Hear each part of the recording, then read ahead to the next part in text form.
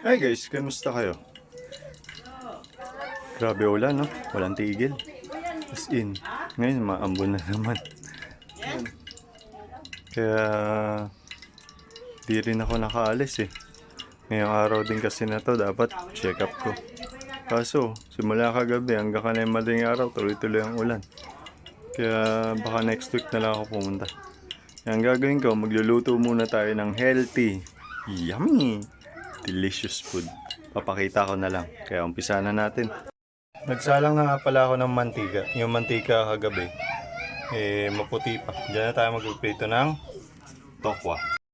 Nilipat nga pala natin siya sa mas malaki. Wait lang. So okay na guys. Tapos dito sa kabila, nagsalang na tayo ng mantika ulit. Kasi ang gulo ng ano na to eh. Maingay. Kaya ayoko gamitin. Pero tara na, umpisahan para mabilis. So okay na guys, kapagsalang na tayo. Tapos itong tokwa, malapit na rin. So okay na guys, mag-isa na tayo. Malapit na rin, balik-balik ko na rin yan. Siyempre babang lagi una. Sangkutsa ko lang muna yan, susunod natin yan. Sibuyas.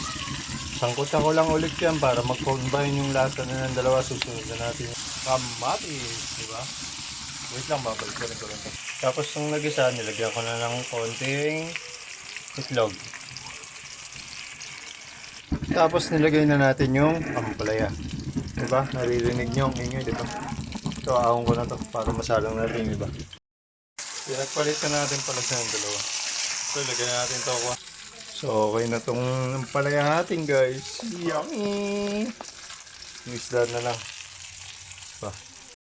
So, paano guys? Nakaluto na tayo. Yan o. Yummy! Sabayan mo pa nito. Oh, sarap. So, tara. Kaya tayo.